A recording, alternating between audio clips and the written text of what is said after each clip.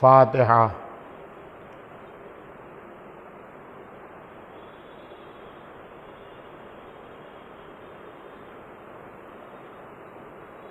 اعوذ باللہ من الشیطان الرجیم، بسم اللہ الرحمن الرحیم۔ الحمد للہ علی ما انعم وَلَهُ الشُّكْرُ عَلَى مَا أَلْهَمَ وَالثَّنَاءُ بِمَا قَدَّمَ مِنْ عُمُومِ نِعَمٍ ابْتَدَاهَا وَسُبُوغِ آلَاءٍ أَسْدَاهَا وَتَمَامِ مِنَنٍ وَالَاهَا جَمَّ عَنِ الْإِحْصَاءِ عَدَدُهَا وَنَّا عَنِ الْجَزَاءِ أَمَدُهَا وَتَفَاوَتَ عَنِ الْإِدْرَاكِ أَبَدُهَا والصلاة والسلام والتحية والإكرام على عبده ورسوله وصفيه وخيرته وأمينه على الواحد الذي انتجبه قبل أن أرسله وسماه قبل أن اجتبله واصطفاه قبل أن ابتعثه سيدنا ونبينا وشفيع ذنوبنا وطبيب نفوسنا مولانا بالقاسم محمد اللهم صل على محمد وآل محمد وعجل وعلى بنته وبضعته وشجنته والروح التي بين جنبيه التي يقال في السماء النورية السماوية الحانية الراضية المرضية المجتهدة المضطهدة مقهورة حقها مغصوبة إرثها مرضوضة غلؤها فاطمة الزهراء سلام الله عليها وعلى بالها وبنيها والسر المستودع فيها لا سيما على بقية الله في الأرضين سلام على آل ياسين السلام عليك يا داعي الله ورباني آياته السلام عليك يا باب الله وديان دينه السلام عليك يا خليفة الله وناصر حقه السلام عليك يا حجة الله ودليل إرادته بهم نتولى ومن أعدائهم نتبرأ إلى الله أما بعد فقد قال سبحانه وتعالى في محكم كتابه ومتقن بيانه وقوله الحق الذين يبلغون رسالات الله ويخشونه ولا يخشون أحدا إلا الله وكفى بالله حسيبا صلوات محمد وآله اللهم صل على محمد وآل محمد وعجل فرجه۔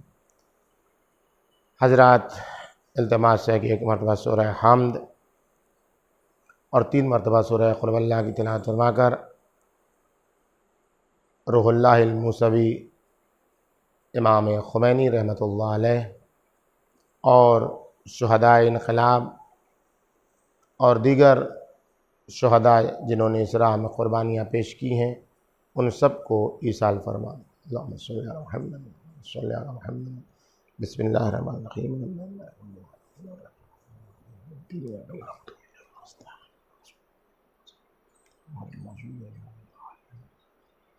الرحمن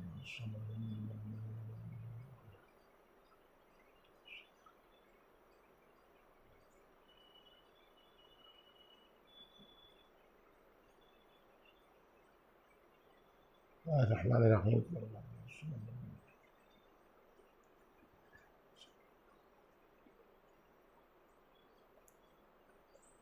بزرگان محترم، عزیزان گرامی، امام خمینی علیہ الرحمہ کی 32ویں برسی کے موقع پر یہ مجلس عزا جو حسین فار ہیومنٹی کی طرف سے منعقد کی جا رہی ہے، امام خمینی علیہ الرحمہ کے پیغام کو عام کرنے کے لیے اور ان کے بتائے ہوئے اصول جو انسانیت کے دفاع اور بشریت کی فلاح و بہبود کے لیے تھے، اور دنیا میں ہر ایک کو جیو اور جینے دو کا فارمولہ سکھانے والے تھے، اور جو اس فارمولے سے مخالفت کر کے دوسروں سے جینے کا حق چھین لینے کی کوشش کرتا ہے، اس سے مقابلے کی دعوت بھی دیتے تھے، اور خود محاذ پر صف اول میں کھڑے ہو کر محاذ آرائی اور مقابلے کا طریقہ بھی سکھاتے تھے۔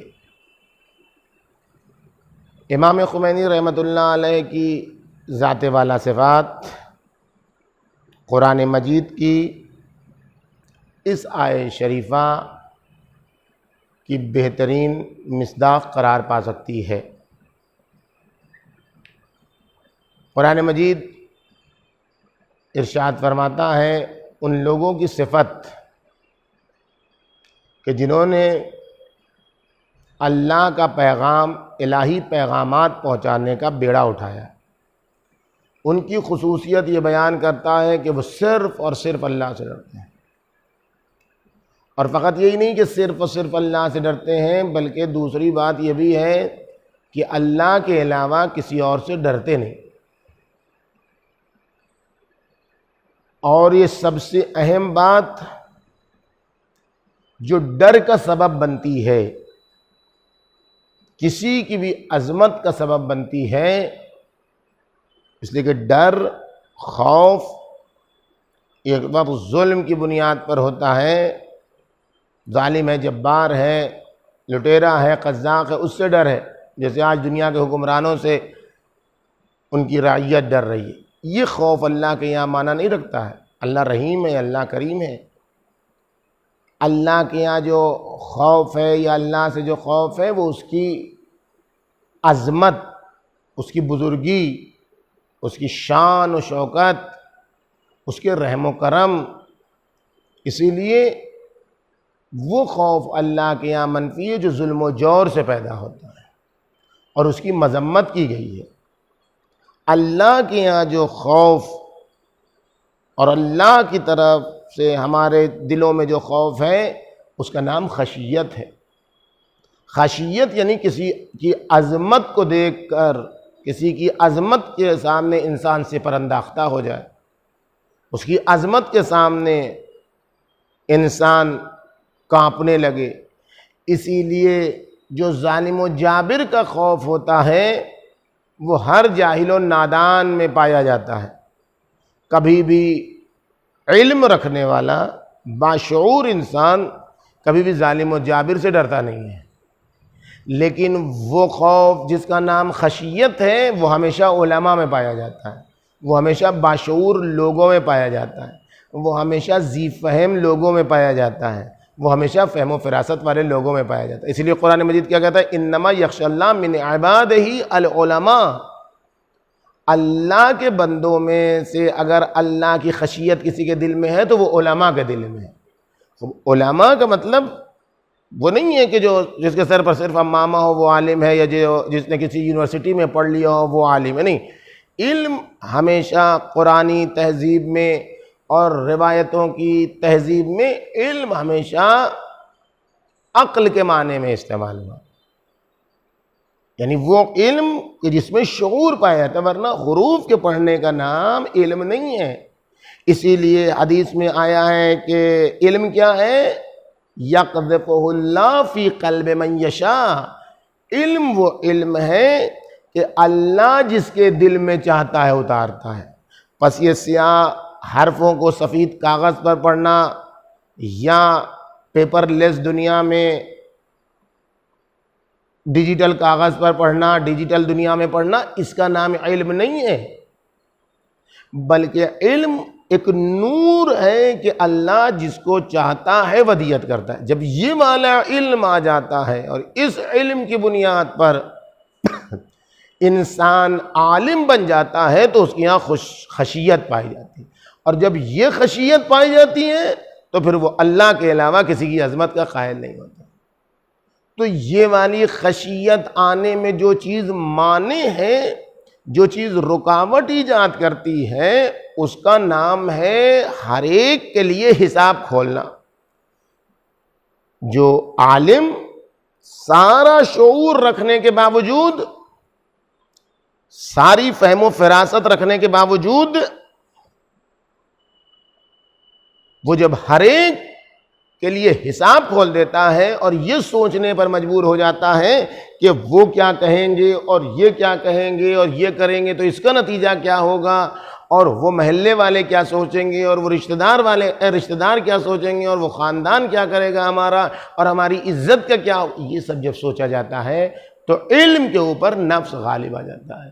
علم کے اوپر انسان کی خواہشات غالب آ جاتی ہیں، اور جب علم کے اوپر یہ ساری خواہشات غالب آ جاتی ہیں تو پھر وہی ہوتا ہے جو فرزدق نے امام حسین علیہ السلام سے کہا تھا کہ سب کے دل آپ کے ساتھ ہیں، کوئی بھی آپ کا مخالف نہیں ہے، لیکن کل کربلا میں جتنوں کے دل آپ کے ساتھ ہیں وہ سب کے سب آپ کے خلاف تلوار اٹھا کر آپ کو ٹکڑے ٹکڑے کریں گے. وہ کون سی چیز ہے کہ دل ساتھ ہونے کے باوجود تلوار کو امام حسین پر اٹھانے سے کو مجبور کرتا ہے؟ یہ وہی چیز ہے جو علم کے اوپر، جو دل کے اوپر، جو خشیت کے اوپر انسان کے بھاری پڑ جاتی ہے. نفس ہے، خواہشات نفسانی ہے، اپنی عزت ہے.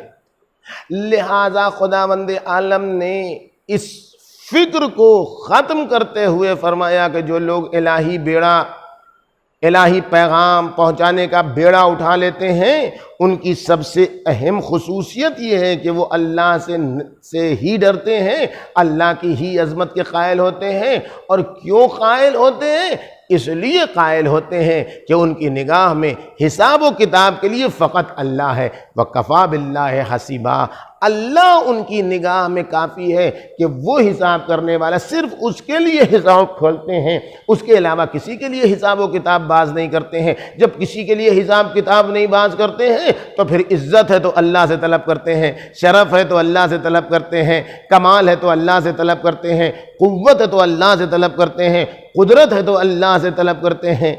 کیوں؟ اس لیے کہ صرف اور صرف اللہ سے طلب جب انسان کرتا ہے تو اس طلب کا نام اللہ کے لیے حساب کھولنا ہوتا ہے. تو کفا باللہ حسیبا، حساب و کتاب میں اگر اللہ سے انسان معاملہ کر لے تو پھر سب کے لیے کافی ہے. اسی لیے آپ دیکھیں اس آیت شریفہ کے ذیل میں نے کہا کہ اس کا ایک اہم مصداق امام خمینی رحمۃ اللہ علیہ کی ذات ہے کہ امام ہمیشہ دنیا یہ کہتی ہے، آپ بھی دیکھیں دنیا یہ کہتی ہے کہ پہلے طاقت پیدا کر لو پھر بولو. عام فارمولہ ہے کہ پہلے طاقت پھر جو چاہو بولو. یہی آج دنیا کی سیاست بھی یہی ہے. دیکھیے جو دوسروں کے کاندھے پر ہاتھ رکھ کر چلتے تھے، بڑے خاموشی کے ساتھ چل رہے تھے، بڑی آہستگی سے ساتھ چل رہے تھے، ہر پارٹی کے ساتھ، ہر قبیلے کے ساتھ جو مل مل کے آگے بڑھ رہے تھے، آج ان سب کو کنارے کر کے انہوں نے گدی سنبھال لیے. تو اب دیکھیے کیسی زہر افشانی ہوتی ہے. اب دیکھیے کیسی جو ہے وہ بربریت اور بہیمیت کا بازار گرم ہے، کیسا قیامت کا دور. یہ دنیا کی روش ہے.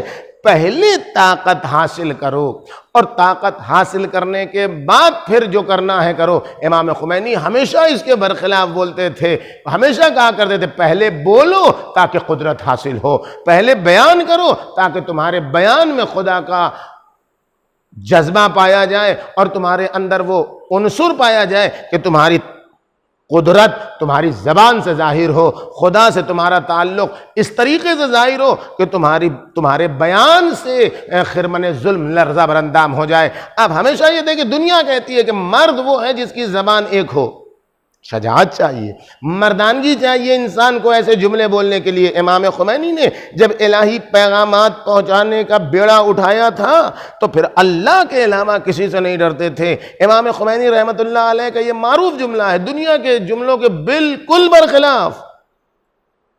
ساری دنیا کہتی ہے کہ مرد وہ ہے جس کی ایک زبان ہو، آپ نے سنا ہوگا، ہم نے کہہ دیا ہے تو اپنی بات سے نہیں ہٹلے، ہم مرد ہیں، مرد کی زبان ایک ہوتی ہے۔ امام خمینی ہمیشہ کہتے تھے مرد وہ ہے جس کی دو زبان ہوتی ہے، ہمیشہ یہ فرمایا کرتے تھے کہ مرد وہ ہے جس کی دو زبان ہے۔ آپ سوچیں ذرا کہ مرد وہ ہے جس کی دو زبان، کون سا مرد ہے، کیسا مرد ہونا چاہیے کہ جس کی دو زبان ہو؟ کہاں ایک وہ زبان جس سے حق بولے، باطل سے مقابلہ کرے، اور دوسری وہ زبان جس سے اپنی غلطی قبول کرے۔ اس کے لیے مردانگی چاہیے ہے، مرد چاہیے کہ جو اپنی غلطی کو قبول کرے۔ بولنے والے بہت سارے مرد مل جائیں گے، لیکن اپنی غلطی قبول کرنے والے مرد وہی ملیں گے جن کی یہاں خشیت الہی پائی جاتی ہو۔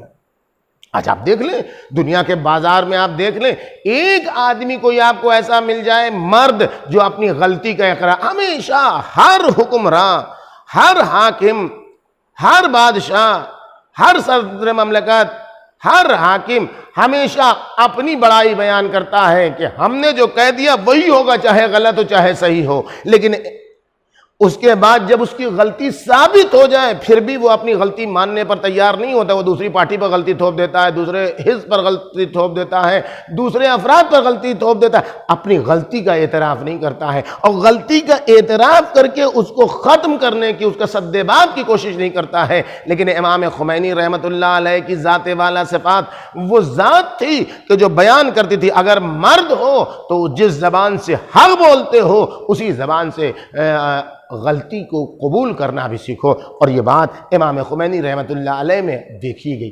جو سب سے اہم بات ہے امام خمینی رحمۃ اللہ علیہ کی اس آیت شریفہ کے ذیل میں اگر ہم دیکھیں امام خمینی کی تصویر کو تو شجاعت، مردانگی، اللہ کے علاوہ کسی کی عظمت کے آگے سر نیاز خم نہیں کرنا، گھٹنے نہیں ٹیکنا، یہ اگر ہم دیکھنا چاہتے تو بہت سارے آپ کو جیالے مل جائیں گے، بہت سارے آپ کو ایسے شجاع و بہادر مل جائیں گے جو مرد میدان تو ہوتے ہیں لیکن گھر میں ان کی مردانگی دکھائی نہیں دیتی،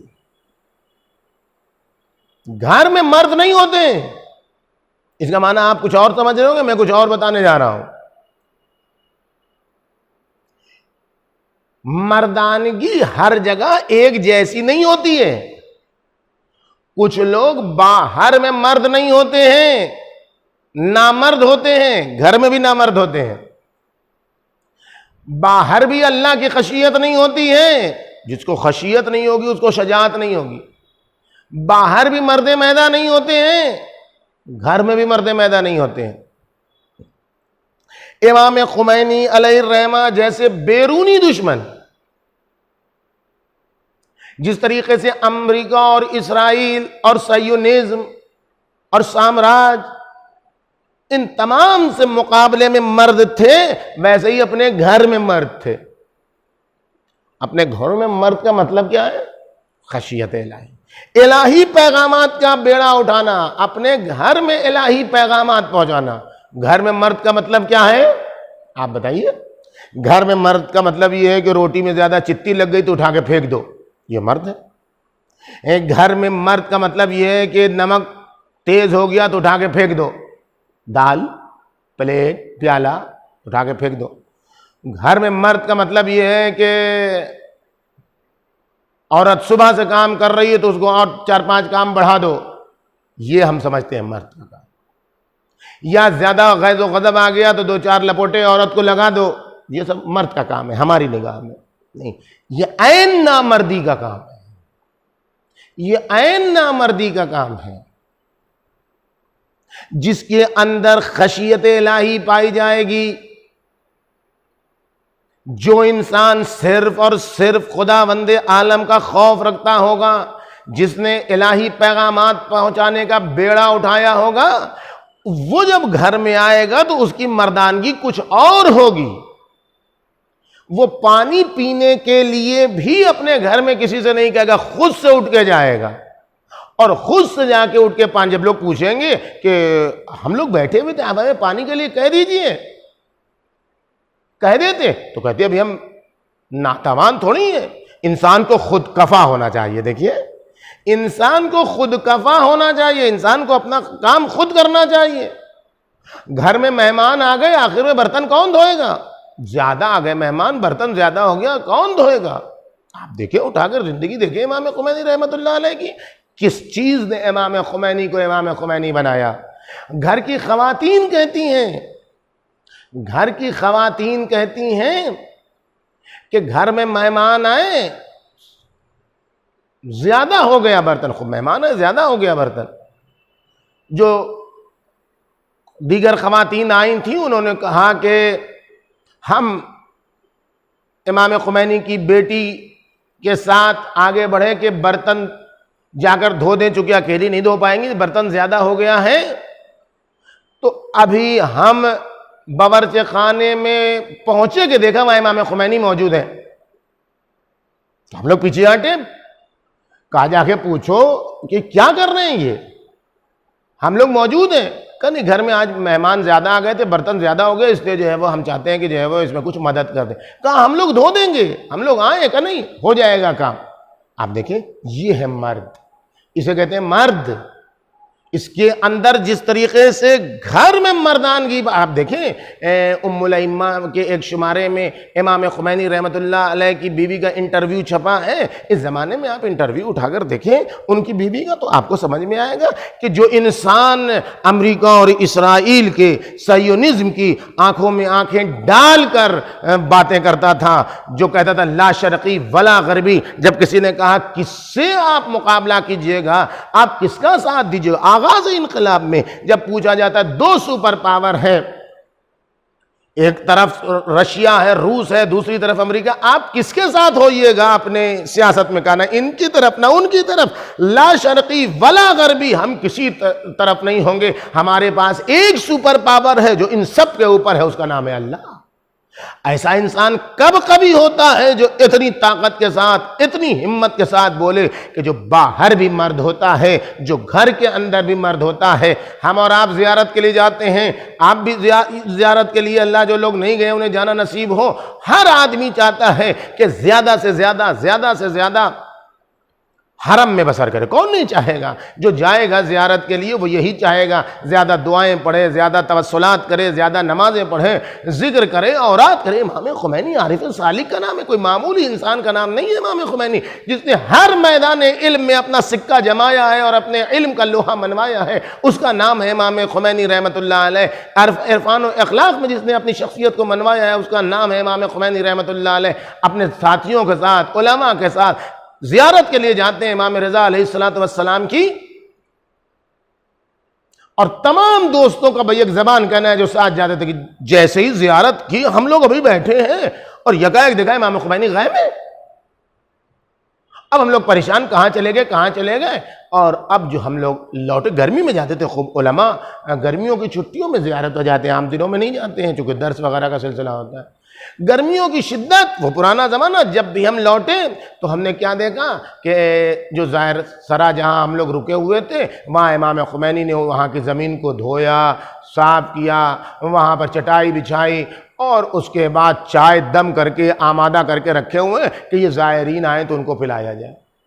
آپ دیکھیں یہ وہ خدمت کا جذبہ ہے، یہ وہ مردانگی ہے کہ جو انسان دیکھ رہا ہے اس میں کہ خدمت خلق، زائرین کی خدمت، اسی بنیاد پر تو اس نے ساری دنیا میں اپنی محبت کا لوہا منوایا، اپنے عرفان کا لوہا منوایا، اپنے علم کا لوہا منوایا کہ اس کے علم میں نام و نمود نہیں تھا۔ اس کے علم میں جب زندہ باد خمینی کا نعرہ لگتا تھا تو نہ وہ اس سے خوش ہوتا تھا۔ جب شہید بہشتی نے آ کے لوگوں سے، امام خمینی سے شکایت کی کہ ہم اتنی خدمت کر رہے ہیں، اتنی خدمت کر رہے ہیں، لیکن لوگ مجھے گالی دے رہے ہیں، تو وہ آ گیا تھا ٹی وی پر۔ اس زمانے میں جو لوگ تھے وہ بتاتے ہیں کہ امام خمینی نے شہید بہشتی سے کہا، بہشتی تم دیکھ رہے ہو یہ جو آج دنیا مجھے کہہ رہی ہے اللہ اکبر خمینی رہبر، اگر یہی قوم مجھے اللہ اکبر خمینی لعنت کہے گی تب بھی میں جس راستے پر چل رہا ہوں اس راستے سے نہیں ہٹوں گا۔ تم نے اگر خدا کے لیے کام کیا ہے بہشتی تو جتنی تم کو گالیاں پڑتی ہیں پڑتی رہیں، لیکن تم اپنا قدم آگے بڑھاتے رہو اور خدا کے لیے کام کرو، اللہ لوگوں کے دلوں میں تمہاری محبت دے گا۔ چاہے وہ رہبر کہہ کے نعرہ لگائے، جے جے کریں، چاہے وہ لعنت بھیجیں، تم کو اس سے کوئی فرق نہیں پڑنا چاہیے، خدا دیکھ رہا ہے، یہ فرق پڑنا چاہیے۔ جب ایسی بات ہوتی ہے تب خداوند عالم لوگوں کے دلوں میں محبت ڈالتا ہے۔ تو آج 32 سال کے بعد بھی ہمیں دکھائی دیتا ہے کہ امام خمینی رحمۃ اللہ علیہ زندہ ہیں۔ کیوں زندہ ہیں؟ اپنے افکار کی بنیاد پر زندہ ہیں، اپنے انظار کی بنیاد پر زندہ ہیں، اپنی شجاعت کی بنیاد پر زندہ ہیں۔ ایسے جیالے امام خمینی نے پیدا کر دیے۔ شاہ ایران سے کہا تھا کہ میری فوج ماؤں کی آغوش میں پروان چڑھ رہی ہے۔ آج امام خمینی رحمۃ اللہ علیہ کے فوجی، یہ مجلسیں، یہ تذکرہ، یہ سلسلہ آج اس قسم کا تذکرہ کر کے بتا رہے ہیں کہ جو کہا تھا شاہ ایران سے امام خمینی نے کہ میری فوج ماؤں کی آغوش میں تیار ہو رہی ہے۔ کون سی فوج؟ محبت لڑنے والی فوج نہیں، قلع قمع کرنے والی فوج نہیں، ظالم سے ساز باز کرنے والی قوم نہیں، مظلوم کا حق چھیننے والی قوم نہیں، بلکہ وہ نسل تیار ہوئی امام خمینی کی جو مظلوموں کی ہمدرد ہے، محبت کی ہمدرد ہے، ہمدردی والی ہے، انسانیت والی ہے، بشریت کی محبت والی ہے، لیکن ساتھ ہی ساتھ وہ قوم بھی ہے کہ اگر مظلوم کے اوپر حملہ ہوتا ہے تو وہ سراپا احتجاج بن جاتی ہے۔ جس قوم کی تمنا امام خمینی رحمۃ اللہ علیہ کر رہے تھے، وہ آج ان کی 32 سال وفات کے بعد بھی اسی طریقے سے ان کو زندہ رکھے ہوئی ہے، اور یہ بیان کر رہی ہے کہ اگر انسان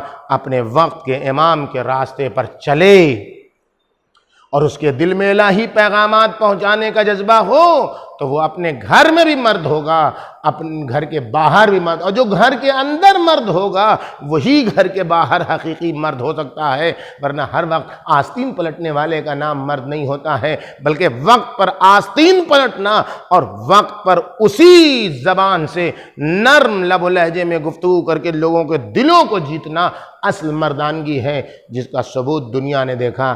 امام خمینی رحمۃ اللہ علیہ کی وفات پر جو دنیا نے منظر دیکھا، میں ہمیشہ یہ بات کہا کرتا ہوں، جب بھی امام خمینی کی برسی کی مجلس میں نے پڑھی تو یہ بات میں نے عرض کی کہ دنیا اسلام میں پیغمبر اکرم سے لے کر امام خمینی کی وفات تک جو مجمع امام خمینی کے تشییع جنازہ میں ہوا وہ کسی کے تشییع جنازہ میں نہیں، لیکن 2 سال پہلے شہید قاسم سلیمانی کی شہادت پر ان کے اعزاز میں جو ایران اور عراق کے مختلف علاقوں میں جس طریقے سے جم غفیر نے تشییع جنازہ کی، اس تشییع جنازہ کے بعد امام خمینی رحمۃ اللہ علیہ کی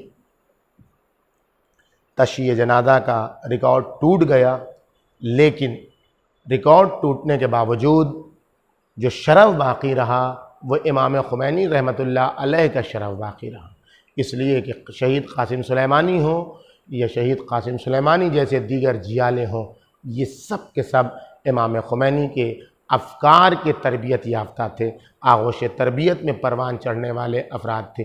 جتنا دنیا ان لوگوں سے محبت کو ظاہر کرے گی، اظہار محبت کرے گی، در واقع خمینی کے افکار سے محبت ہوگی، در واقع امام خمینی کے انظار سے محبت ہوگی، در واقع خشیت الہی اور الہی پیغام پہنچانے والوں سے محبت کا جذبہ ہوگا۔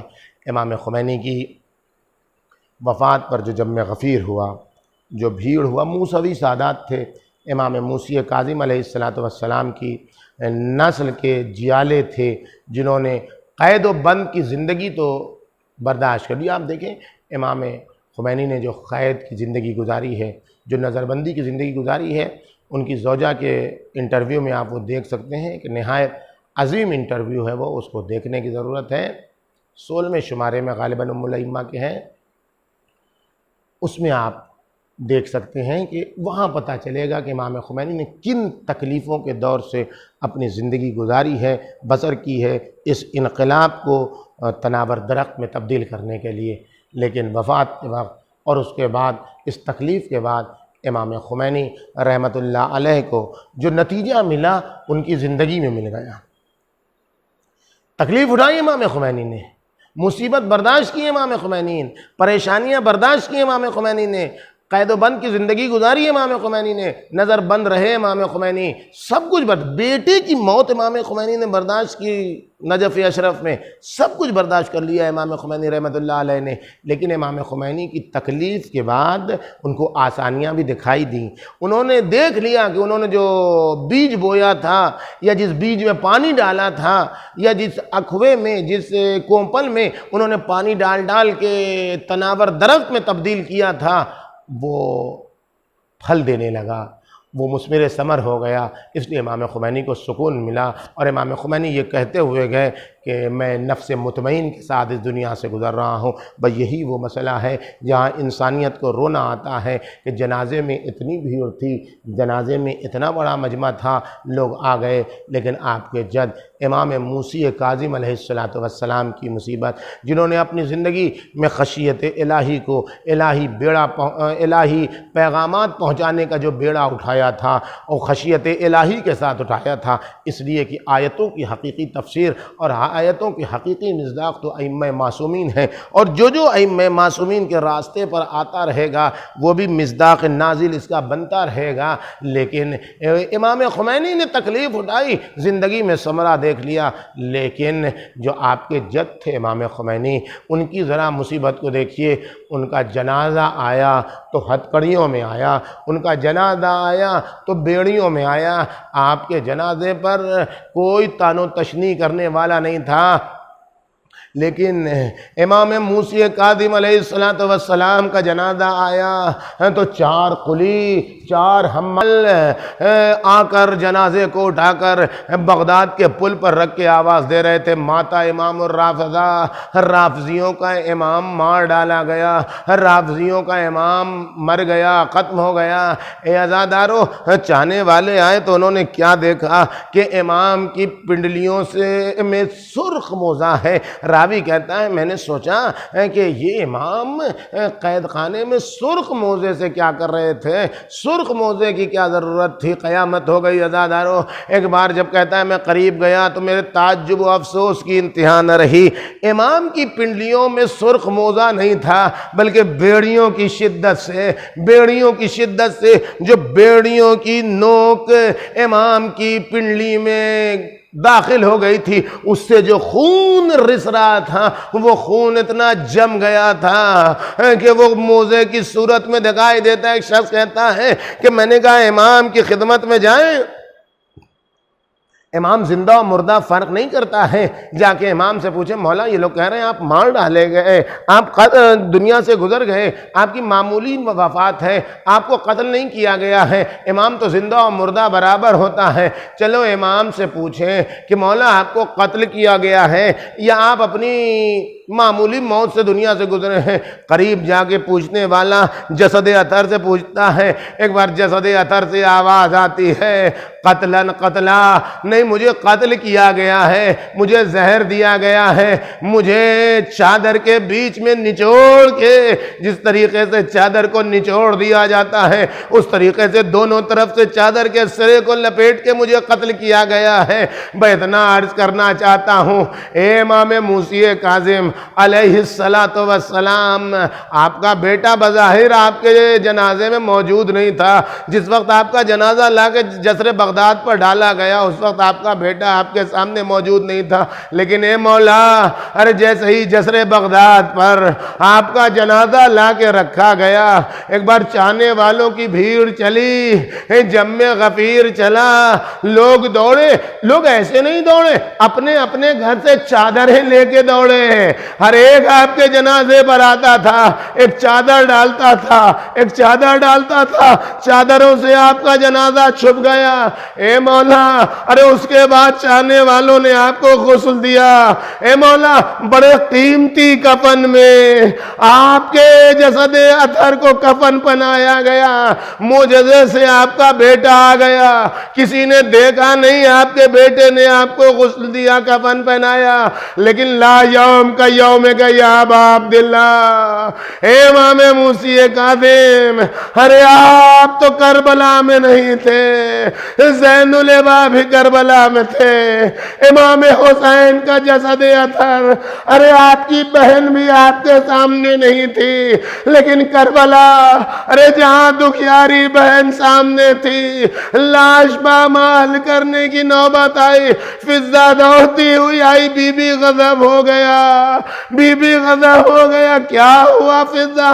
میرا ماجایا مار ڈالا گیا، انسانیت کا باپ مار ڈالا گیا، حسین مار ڈالے گا، اس سے بڑی مصیبت کیا ہوئی؟ نہیں نہیں بی بی، اس سے بڑی مصیبت یہ ہے کہ پسر سعد نے آواز دی ہے سپاہیوں کو کہ ابھی گھوڑوں سے نہ اترو، گھوڑوں میں نئی نال لگاؤ. ارے حسین کے جسد اطہر کو پامال کرنا.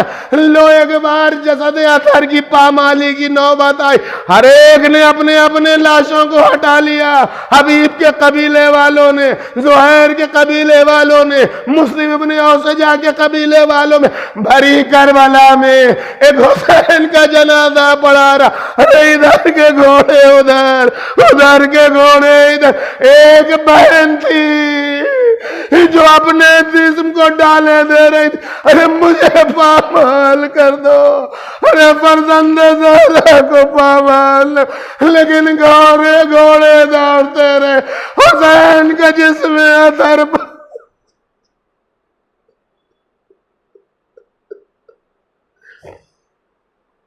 وَسَيَعْلَمُ الَّذِينَ ظَلَمُوا أَيَّ مُنقَلَبٍ يَنقَلِبُونَ إِنَّا لِلَّهِ وَإِنَّا إِلَيْهِ راجعون.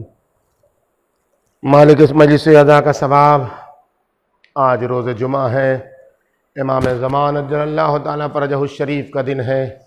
میرے مالک اس مجلس ادا کا ثواب امام خمینی اور دیگر شہدائے انقلاب تک اس انداز سے پہنچا کہ امام زمانہ کہ ہمراہ یہ تمام حضرات آج کی شب کربلا کے شہداء کے ساتھ امام زمانہ کے مہمان قرار. اور اس مجلس اعزا کے صدقے میں ہمیں بھی امام زمانہ کے ظہور کا راستہ فراہم کرنے کے لیے امام خمینی اور امام خمینی کی افکار پر چلنے کی توفیق عطا فرما. امام زمانہ کے ظہور کے صدقے میں اس بلا اور اس منحوس وبا سے تمام عزاداروں کو نجات عطا فرما، اور عزاداروں کے صدقے میں دنیا کے تمام مظلوموں کو نجات عطا فرما. اس وبا کے بانیوں کو ذلیل و رسوا فرما. ہمیں ان کی عبرتناک ذلت و رسوائی دیکھنے کا موقع عطا فرما. ہمیں عبرتناک اور بے کسی اور بے بسی کی موت سے نجات عطا فرما. امام زمانہ کے ظہور میں تعجیل فرما. ہم گناہگاروں کو ان کے ناصروں میں شمار فرما. ایک مرتبہ سورہ حمد اور 3 مرتبہ سورہ قل واللہ کی تلاوت فرما کر مرحوم مغفور سید روح اللہ الموسوی الخمینی ابن سید مصطفیٰ خمینی رحمۃ اللہ علیہ اور دیگر شہدائے انقلاب بالخصوص شہید قاسم سلیمانی اور ان کے ہمنوا ساتھیوں کو پڑھ کر بخش. اللہم صلی علی محمد. بسم اللہ. مالک یوم الدین ایاک نعبد صراط الذین انعمت علیہم ولا الضالین بسم اللہ الرحمن الرحیم الصمد لم یلد ولم یکن لہ کفوا احد بسم اللہ الرحمن الرحیم قل هو اللہ احد اللہ الصمد بسم اللہ الرحمن الرحیم قل هو اللہ احد اللہ الصمد بسم اللہ الرحمن الرحیم قل هو اللہ ولم یولد ولم یکن لہ کفوا احد اللہم صلی علی محمد صلی اللہ علیہ وسلم